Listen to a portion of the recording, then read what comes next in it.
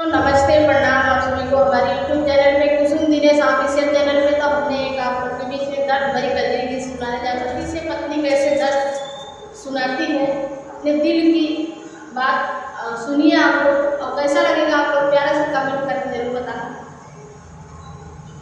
और सुना रही बरसता बादरिया